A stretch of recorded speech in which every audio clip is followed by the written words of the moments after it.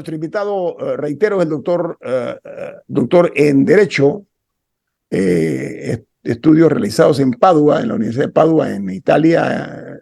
Es profesor principal en la Facultad de Derecho de la USMA, el doctor Carlos Humberto Cuestas. Estábamos hablando fuera de pantalla que hay que tener mucho cuidado con que este caso no se ensucie, con que este caso no sea manoseado, con que este caso no sea infiltrado para mal, para que entonces no funcione por el camino de la justicia, sino que se pueda torcer el camino de la justicia. Esta cosa hay que tener malicia, porque hay demasiado en juego, demasiado, está en juego el país, hombre, vamos a ponerlo de esa manera. Camila emitía una opinión y después Eduardo Lillón para entrar con el invitado, y me gustaría escuchar su opinión en base a lo que va a plantear Camila y Eduardo, cortito cada uno. Adelante.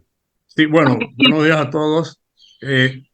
Yo digo otra cosa, además, tenemos que respetar a los magistrados de la Corte Sí, Suprema de es que estamos Justicia. hablando, permiso, doctor, es que le iba a decir que Camila y Eduardo, porque estamos en el cambio comercial, y me parece dos aportes importantes que usted podría desarrollar. Camila, ¿cuál es la suposición? Y que es importante que la gente entienda que no se puede forzar a los magistrados o presionar a los magistrados a que fallen de una manera. Se les puede pedir celeridad, se les puede decir que no se demoren una década, pero se tiene que respetar hasta la última coma del procedimiento y de los tiempos que exige la ley. Y no puede haber o sea, no podemos dejar abierto el camino para que después se argumente que el fallo no es legítimo porque fue un fallo hecho bajo presión o un fallo amañado. No, la gente no se puede estacionar afuera de casa de un magistrado a exigirle que falle de una manera. Hay que dejarlos que hagan su trabajo.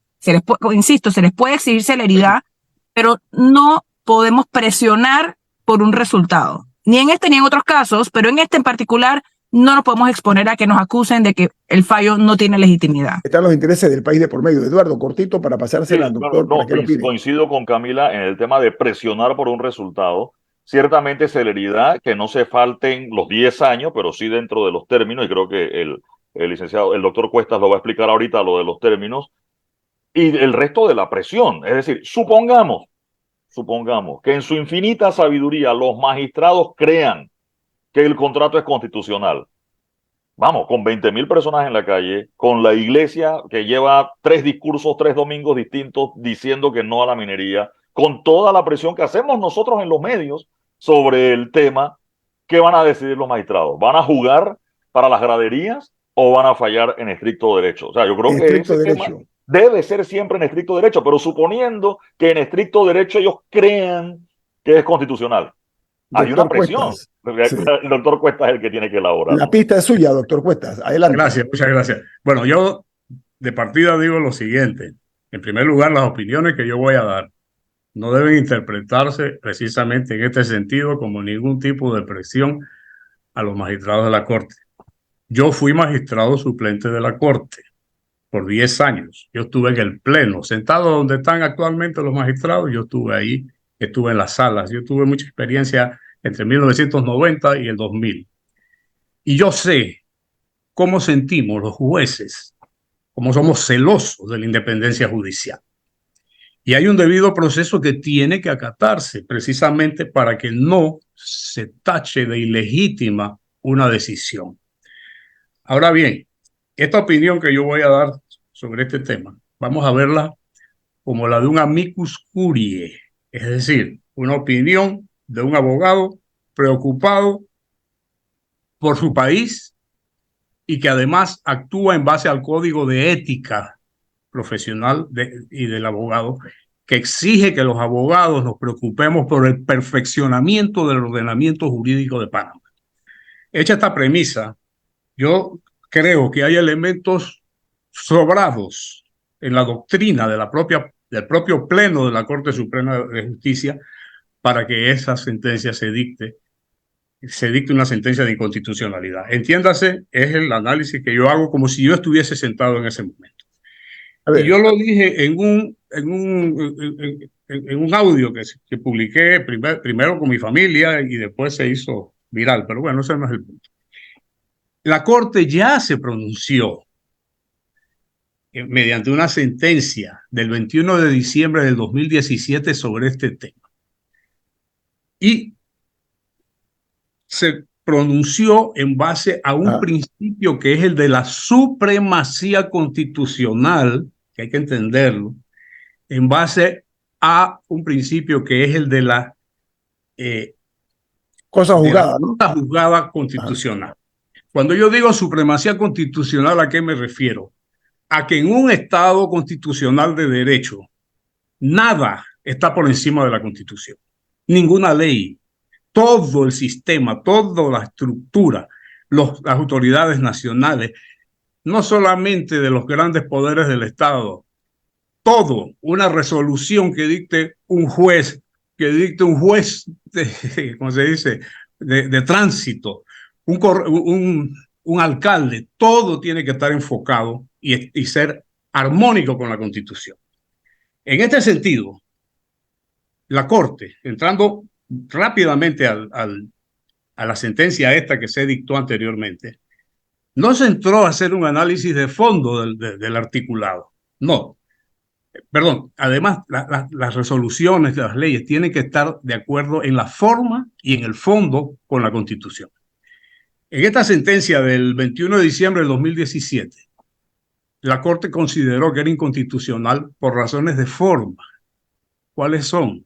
Simplemente que la Asamblea Nacional, que en el artículo 163 le está prohibida dictar leyes que vayan en contra de la Constitución, habla inclusive del espíritu de la Constitución. Fíjense cómo es de fuerte ese principio, que no es solamente la letra, sino también el espíritu, porque es que una Constitución también tiene valores que están plasmados muchas veces en el preámbulo, aunque unos dicen que no es normativo, pero sí tiene ideas guía. Y por ejemplo, el preámbulo habla de la dignidad de la persona humana. Fíjense qué grande que es esto. Entonces, ese espíritu no puede ser violado, desconocido. Entonces, las sentencias de la Corte son finales, definitivas y obligatorias. Lo dice el artículo 206. En este caso particular, lo que la Corte le dijo a la Asamblea es que no había realizado el control sobre ese contrato. No es que la Asamblea se tiene que limitar solamente a aprobar y improbar, sino que tiene que hacerlo en base a las disposiciones legales que regían la materia en ese momento. ¿Y cuáles eran esas disposiciones legales? Un decreto 267 de 1969, la época militar, e inclusive la Ley de Contrataciones Públicas de 1995. Y entonces, por eso, no por entrar a ver la conveniencia o no de las normas, sino porque la Asamblea tenía que preocuparse. Y aquí recojo una parte central. La sentencia es extensa, pero fíjense bien lo que dijo la Corte entonces, que eso vale para hoy. En este caso, vemos que la actividad llevada a cabo por la ahora llamada Asamblea Nacional desconoció las exigencias y fines de la Constitución, ya que si bien ejerció la facultad de aprobar el contrato celebrado entre el Estado y la empresa minera Petaquilla S.A., y después voy a ir a eso de Petaquilla y no Minera Panamá, porque hay algunos abogados que piensan que es que no es aplicable porque son dos contratos distintos, pero me voy a referir más tarde a eso. Lo cierto es que desatendió su función de control al dar por bueno o suficiente un contrato que fue celebrado al margen de la legislación general y en especial de la contratación del Estado aplicable a la época. Esa fue la decisión. Pero doctor, más claro que eso. Es que esa facultad de la Asamblea no es arbitraria. ¿Y cómo se permite eso, doctor? Pero ¿qué ha cambiado entre lo que se hizo en ese momento y el contrato nuevo que se firmó? Porque el problema es que esto es un contrato nuevo. O sea, es derivado del anterior, pero en teoría ellos firmaron un documento nuevo. Algunos abogados, inclusive con mucha experiencia, dicen que ahí no es aplicable porque allí son dos contratos distintos. Y que antes era Minera Petaquilla S.A. y ahora es Minera Panamá S.A. Eso es si nosotros tenemos una concepción formalista. O sea, es cierto que en la doctrina existe la llamada cosa juzgada formal. Si, por ejemplo, el mismo contrato declarado inconstitucional se hubiera presentado, uno podría hablar de cosa juzgada formal. Pero es que también hay un concepto de cosa juzgada material que los colombianos la han desarrollado, la Corte Constitucional de Colombia la ha desarrollado, y díganme ustedes, fíjense bien lo que los colombianos dicen sobre esto.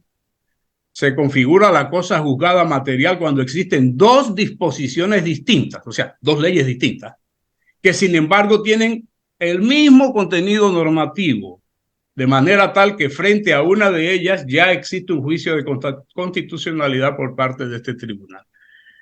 Desde un punto de vista material, sustancial, estamos frente a un mismo contrato, que ha sido, sí, se han modificado algunas cosas, pero es que el punto no son esas cláusulas que se agregaron o no se agregaron, sino que en este caso que estamos viviendo, se vuelve a dar el vicio de forma de que la Asamblea no respetó el principio, vamos a decir así, de concurso de más agentes económicos que está plasmado en la Ley de Contrataciones Públicas. Incluso hay un aspecto que muchos abogados se les ha olvidado, y yo se lo recuerdo, y es el tema de la reviviscencia. Yo sé que esto es un poco técnico, pero... Sí, pero descríbanos qué implica ese término, doctor, por favor. Reviviscencia significa que una norma que fue derogada por una sentencia de inconstitucionalidad, que a su vez había derogado a otra norma, al eliminarse la norma derogadora, vuelve a surgir la norma derogada. Entonces me explico. Mira, voy a explicar. Sí. La ley esta, 25 de febrero del 97, no solamente declaró inconstitucional, no solamente aprobó el contrato, sino que derogó ese decreto 267 de 1969. Y el Pleno de la Corte, que es doctrina, eso no es que estoy inventándolo ni estoy buscando autores extranjeros, la misma Corte ha dicho que cuando, por ejemplo, una norma que ha derogado a otra, a su vez es declarada inconstitucional, la norma derogada, la norma que se derogó, vuelve otra vez a la vida jurídica. Significa que en los días estos no se dieron cuenta del poder que tiene la sentencia, una sentencia de la Corte Suprema en materia de constitucionalidad. O sea, revive, doctor. O sea, que la revive. Revivió porque se eliminó la norma que le dio vida a la que exigía una licitación. Y además está vigente la actual ley de contrataciones públicas que está recogida en la ley 22, el texto único de 27 de junio de 2006. O sea que por ambos lados tenía que hacerse una especie de licitación y no ir directamente a una concesión. Sí, entonces allí vuelve a repetirse el vicio de forma de la Asamblea. Doctor, quiero explicar algo y termino quizás y después... Sí, por favor. Yo creo, sinceramente, y afirmo que es mejor que la Corte declare la inconstitucionalidad. Y le digo por qué. Porque el peso, la fuerza de la cosa juzgada constitucional es más fuerte que el poder derogatorio de una ley que deroga otra ley. Voy a ser sencillito. Si una ley deroga otra ley, eso no significa que los derechos que surgieron durante la vigencia de la ley derogada no se perfeccionen. Pero ahí pueden haber derechos adquiridos. Pero si una ley es declarada inconstitucional por la Corte, jamás nació a la vida jurídica, porque nada puede estar por encima de la Constitución. No puede producir ningún efecto, algo que no nació. En cambio, una ley como esta que estamos viendo, la ley 406, vamos a suponer, la derogan, sí, la derogan, pues. Pero ¿qué pasa con todos esos, con todas esas garantías y todos esos derechos de indemnización y todas esas cosas? Doctor Cuesta, una perla jurídica la que usted ha hecho, mi respeto, y debo decir algo más. En este país, la imagen tan abollada de la Corte Suprema de Justicia, pero sobre todo de la manera como se ha maltratado la Constitución, es una oportunidad de oro para que todas estas cosas se puedan revivir de una manera que vamos a crear un nuevo estatus en este país donde precisamente la Constitución prevalezca, prime por ser cualquier interés económico o político. Yo creo que ese es el objetivo al final, doctor Cuestas. Sí. Tengo un corte comercial, doctor, y al regreso la pregunta se la adelanto para que le meta cabeza. ¿Cuál es la salida para que nuestro país salga de cualquier decisión que se tome lo menos lesionado posible? Mire más, esto es En Perspectiva, un programa para la gente inteligente como usted. Amigos, estamos hoy muy complacidos de tener la participación en este programa del doctor Carlos Humberto Cuestas, doctor en Derecho de la Universidad de Padua en Italia. Además, es profesor titular de Derecho en la USMA. Formó parte de fue secretario general de la Corte Superior de Justicia y también fue magistrado. 10 años, dijo usted, doctor, ¿no? Así que usted conoce, voy a usar un término jurídico, conoce la hermenéutica, ¿es correcto? La hermenéutica que está dentro de eso. Y yo creo que Eduardo había pedido la palabra. Estamos hablando, yo le decía, doctor, una salida digna, primero digna, importante la dignidad, ¿ok? Es como la Constitución, está por encima de todo, el doctor. Viable. Yo creo que eso es importante. ¿Qué cosa, perdón? Y tiene que ser una salida viable, o sea, que no... Por eso usted, la pregunta... El remedio no sea peor que la enfermedad. Sí. ¿Qué propone usted como una salida que nos deje bien parados internacionalmente? Porque aquí hay gente que está hablando películas de terror, ¿no? Y que Panamá salga lo menos o no salga perjudicada desde el punto de vista eminentemente o estrictamente legal. ¿Qué salida le vería usted, doctor Cuevas? Ya estamos al sí, estamos en el aire, pues, por supuesto. Mire, yo pienso que lo mejor, lo ideal, es que la Corte declare la inconstitucionalidad de la Ley 406, por lo que acabo de decir. Se eliminaría de raíz y no surgiría ningún efecto de esa ley, cosa que no sucede con una derogatoria simple por la Asamblea. Con relación al procedimiento, a mí me parece que si la Corte se concentra en la primera demanda y dicta su sentencia, ya no es necesario entrar a ver los otros temas, las otras demandas, porque ya prácticamente todas tienen el mismo objeto, que es la Ley 406. Con relación a los términos, sí, hay un término de 10 días que hay que respetar, pero los procuradores pueden dictar, y lo están haciendo, sus conceptos o sus vistas antes de que se venzan los 10 días. Con relación a los abogados, ¿sí? Hay un término, primero hay un término de 3 días en un edicto, o sea, se tiene que publicar un edicto en un medio de comunicación nacional, escrito obviamente, y entonces allí se dan 10 días para que cualquier ciudadano, mediante un apoderado legal, un abogado, pueda dar argumentos escritos. Yo le diría a mis colegas que están de acuerdo con esta posición, que se concentren en estos aspectos de forma, que no entren a ver el contenido, si se quiere, del mismo contrato, porque es que la Corte no se pronunció sobre eso. La Corte se pronunció sobre un aspecto formal. ¿Y cuál fue? Que la Corte, que la Asamblea no hizo el control de acuerdo a lo que estaba vigente en su momento.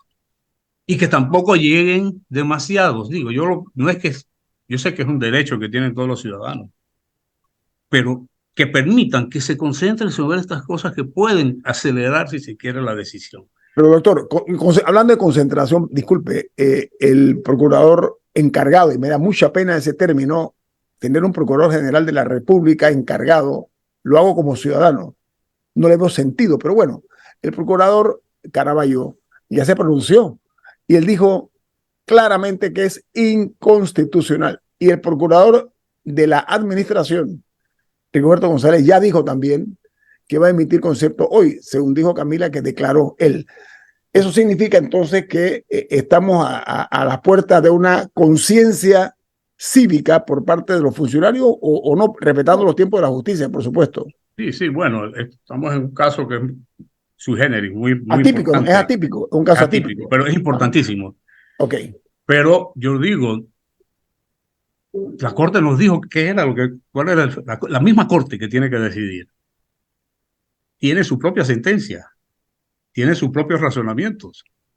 Y otra cosa, esas disposiciones, esa sentencia que se dictó en el 2021, si uno lo interpreta de acuerdo al artículo 206, es vinculante para la propia Corte. Eso no está tan claro en nuestro ordenamiento, que debe ser mejorado, pero los colombianos dicen específicamente que la Corte en Colombia, el Tribunal Constitucional colombiano, está vinculado a sus propias decisiones cuando se trata de una doctrina, porque para mí la doctrina constitucional es la que ya dijo la Corte aquí cuando dijo el control que tiene que hacer la Asamblea sobre la obra del Ejecutivo. No puede ser arbitraria, tiene que ser de acuerdo a la Constitución y a las leyes.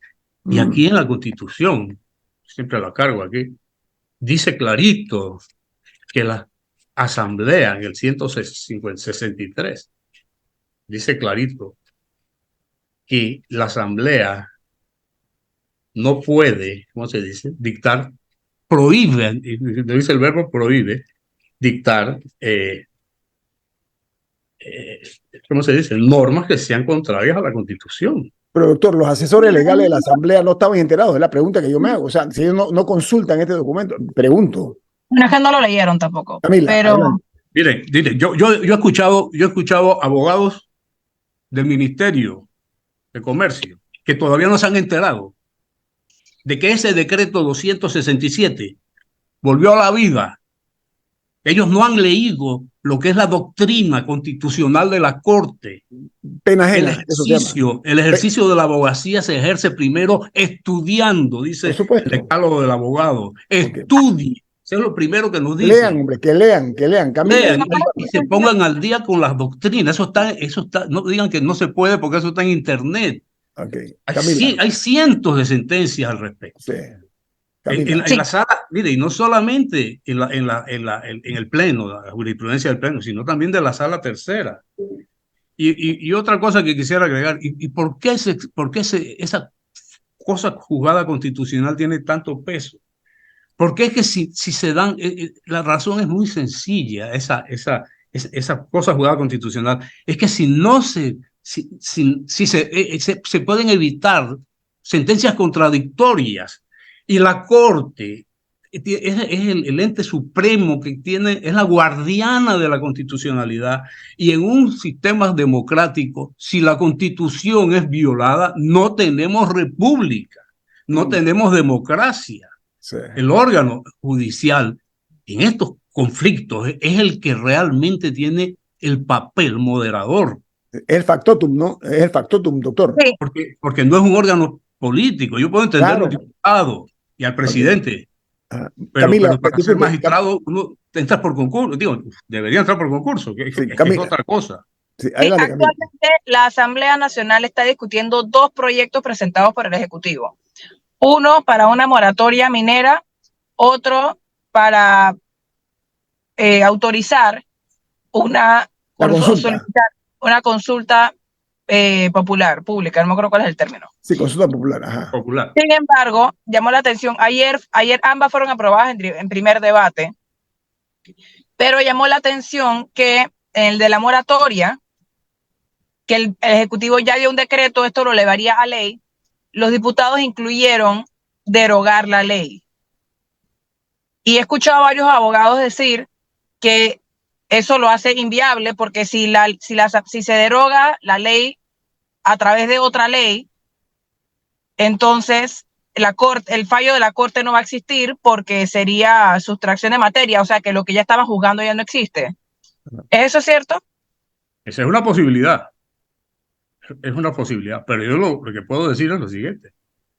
Yo creo que la Corte tiene que asumir, respetuosamente lo digo, el papel histórico. Además, son las sentencias de la Corte las que dan la estabilidad jurídica. No, pero yo le pregunto por el actuar de la Asamblea. Yo estoy preguntando es... Ok, ellos pueden dictar una... Ok, ellos pueden dictar una norma. Ellos pueden derogarla formalmente. Pero nuevamente vuelve otra vez la misma idea de fondo.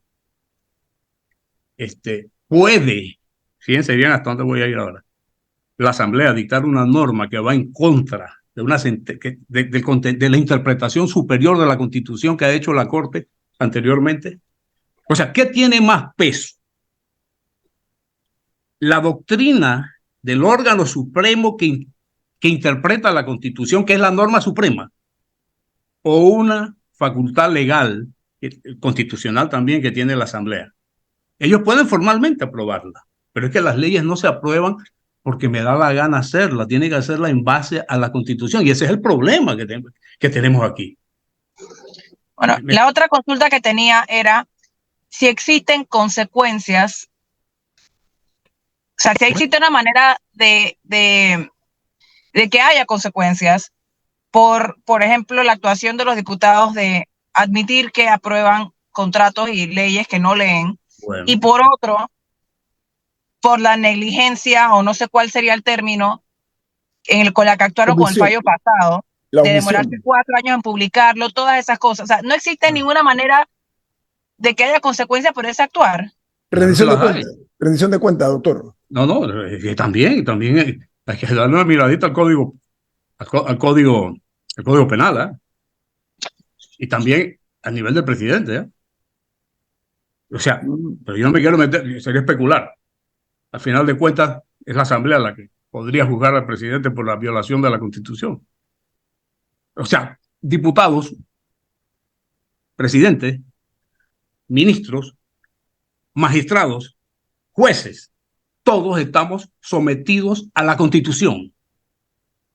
Ese proyecto que llama a una consulta popular no tiene base aquí en la Constitución. Estamos repitiendo el mismo error. ¿Quién impide que mañana se apruebe esa ley y se vaya a un referéndum o a una consulta y venga un abogado y presente una demanda una demanda de inconstitucionalidad, por decirle en base a qué norma de la Constitución se aprobó esa ley? Si el artículo que les acabo de leer, el 159, prohíbe a la Asamblea dictar normas que sean contrarias a la Constitución. O sea, es que tenemos que partir de la Constitución y no, como dijo el ministro de Gobierno ayer, que esto tiene base en el Código Electoral. Tiene que ir primero a la Constitución. Si la Constitución lo permite, se puede hacer. Si la Doctor Cuestas, no. tengo un corte comercial. Yo voy a hacer una propuesta muy respetuosa.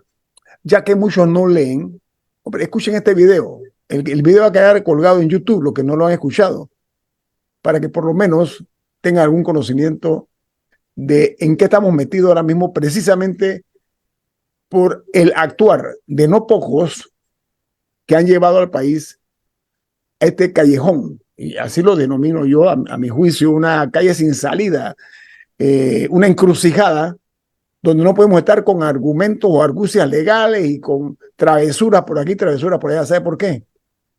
Ayer salieron los números de la empresa minera de cuánto se han ganado esos distinguidos empresarios. Y ¿saben qué? Ahí estamos hablando de unos, a ver, déjenme buscar la cifra exacta. First Quantum, a través de Cobre Panamá, registró 2.233 millones de dólares de ingresos de un total de 5.238. O sea, se ganaron 2.233 millones de dólares. ¿Saben qué? Hay suficiente dinero para comprar conciencias y dignidades. Y espero que en Panamá prevalezca por encima de todas las cosas la dignidad y el respeto a sí mismo. Vamos al corte comercial. Esto es En Perspectiva, un programa para la gente inteligente como usted. Nuestro invitado, el doctor Carlos Humberto Cuestas, un hombre formado en la Facultad de Derecho de la Universidad de Padua en Italia, es profesor de Derecho, profesor titular de Derecho de la USMA, laboró durante una década como magistrado, fue secretario general de la Corte Suprema de Justicia, un hombre con un bagaje por una parte y por la otra una experiencia para nada despreciable, todo lo contrario. Eduardo Linjón, adelante. Sí, yo me quedé con lo que mencionaba el magistrado de concentrarse quizás en la primera demanda, yo diría incluso que hasta en la segunda, porque en la segunda fue que se le corrió traslado a la Procuraduría de la Nación y ya respondió Caraballo, y que hoy se hubiera podido publicar por primer día el edicto. Ya no se publicó y si González Montenegro responde hoy, ya también quedaría para mañana, pero mañana no cuenta por el tema de los días hábiles. Yo entendía que estas demandas se acumulaban y a quién le toca la demanda, si son 8 las que van ahorita, si es al primero que admite o al primero que se le reparte, porque creo que el reparte le había quedado a la magistrada Ariadne, no estoy seguro en ese tema, y quién va a terminar siendo el ponente o sustanciador, no sé cuál es el término que usan, de esta demanda, que tiene que hacer un proyecto para mandarlo a lectura a los otros magistrados, y reiterábamos al principio del programa los tiempos, ¿no? Por muy acelerado que esté la Corte, estamos hablando de que no habría una decisión antes del Día de la Madre. Bueno, miren, esa ha sido una práctica recuerdo cuando era secretario. Simplemente se acumulaba. Al primer magistrado que se le repartía, él llegaba a conocer todas las otras demandas. Ahora bien, eso podría hacerse también, pero a mi juicio, deberían concentrarse en los primeros argumentos. Ojalá que sean sobre estos temas que yo estoy comentando de defectos de forma, constitución. ¿Qué puedo decir al respecto? Ojalá eso se ha hecho. Nosotros encontramos muchas sentencias en la Corte donde se habla de la acumulación. Pero obviamente uno tiene que ser responsable también y tiene que leer los argumentos, porque pudiera ser que en las otras demandas hayan argumentos que sean válidos. Uno no puede a priori decir esta es la única posibilidad que hay. Pero sí se puede hacer en una sola decisión.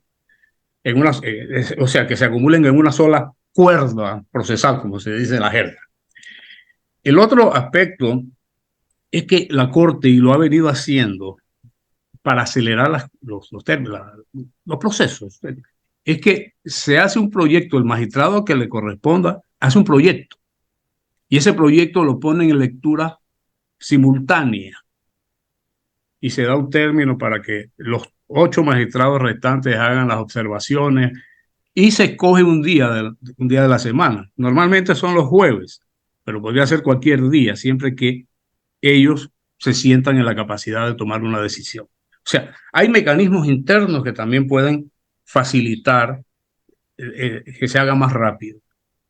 Ahora, como dijo mi colega Calvo, hay términos que no se pueden eliminar. Esos 3 días que se habla para la publicación del edicto, esos 3 días hay que esperarlos. Y no hay que cometer errores, doctor, no hay que cometer errores infantiles ni mayores, ¿no? Ellos en el procedimiento normalmente no se cometen estos errores, porque eso es una cuestión bastante mecánica. En la decisión es que se pueden buscar elementos para acelerarlo. Esta posibilidad de la lectura simultánea de un proyecto.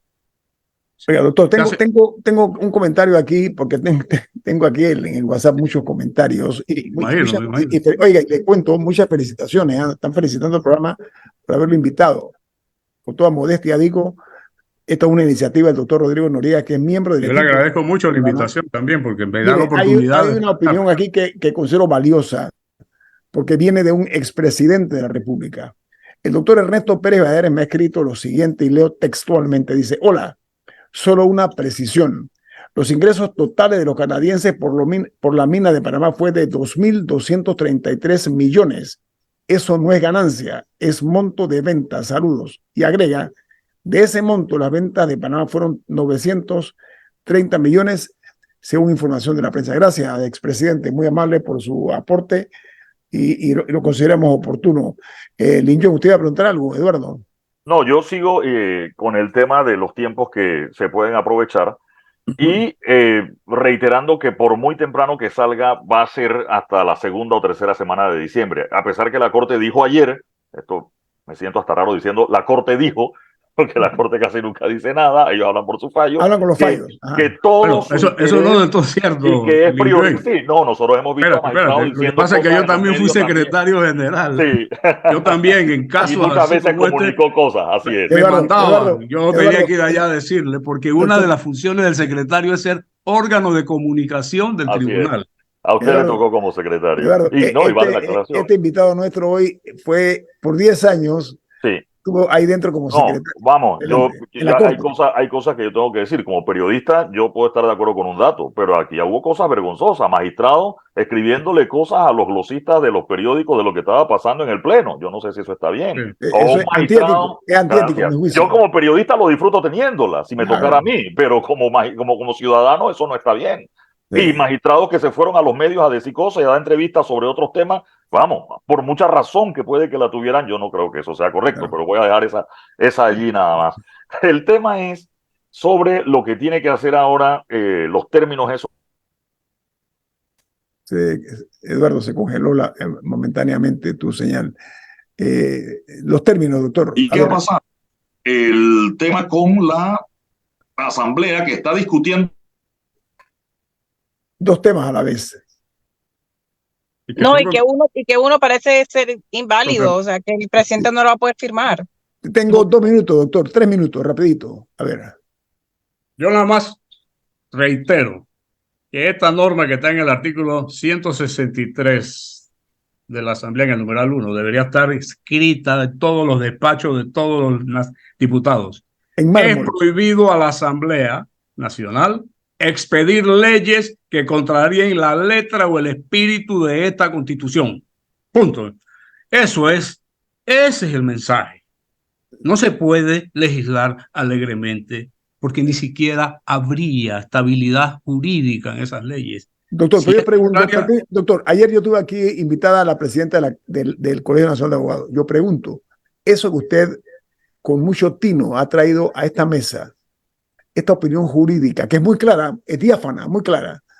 ¿Cómo es posible que los abogados de la Asamblea, entre otros, o del Ministerio de Comercio, etcétera, no la hayan leído, doctor? Tengan la amabilidad, la Que no generosidad. leyeron ni el proyecto. Por favor, no leyeron. ¿Cómo es posible? Eso es imperdonable, doctor. Hay que mandarle entonces el decálogo del abogado a todos los abogados para que lean el primer numeral.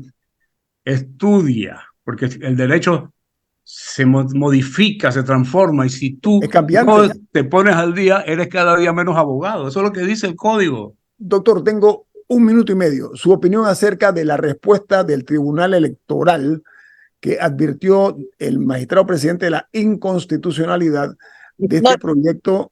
A ver. No, lo que dijo el magistrado es que no existían las condiciones para una consulta pública. Él no se Sí, refirió al proyecto en sí. Sí, pero él advirtió que constitucionalmente y legalmente no existe la figura de una consulta, fue lo que él dijo. Su opinión. Correcto. Mi opinión es que es correcto, porque aquí está la Constitución Política de la República de Panamá. ¿Dónde dice eso que se puede hacer una cosa que se llama consulta popular, fuera de las que están previstas ahí? Las que tienen que ver con el canal y las que tienen que ver con la reforma constitucional. Esas son las únicas. Doctor, ¿cuál es el artículo nuevamente para aportarle a los abogados de la Asamblea y a otros? ¿Cuál es el artículo, si es tan amable? Es el 163, numeral 1. Tómenlo como un Es aporte. prohibido a la Asamblea Nacional expedir leyes que contraríen la letra o el espíritu de esta Constitución. Espero que los abogados de la Asamblea se lo digan a los diputados para que los ilustren. Ese es el trabajo de ellos. Mejor ¿no? se lo dicen, pero no le hacen caso. Bueno, pues, Puede ser también, yo no doctor lo sé. Carlos Cuestas, este ha sido un paseo excelente el que hemos tenido con usted esta mañana. Muchas gracias por compartir con nosotros su experiencia como ex magistrado, 10 años trabajando en el Poder Judicial en la corte misma. Sí. Así que muchísimas gracias, doctor Carlos Humberto Cuestas, por su tiempo valioso, pero sobre todo más valioso los aportes que nos ha regalado esta mañana, no a nosotros, a los que nos escuchan a nivel nacional y a nivel mundial. Que tenga buen día, doctor Cuestas. Estaremos en contacto, ¿eh? Como no, muchas gracias. Yo estoy a la orden. Yo tengo el deber ético de luchar por el mejoramiento de nuestro ordenamiento jurídico. Muchas gracias, doctor.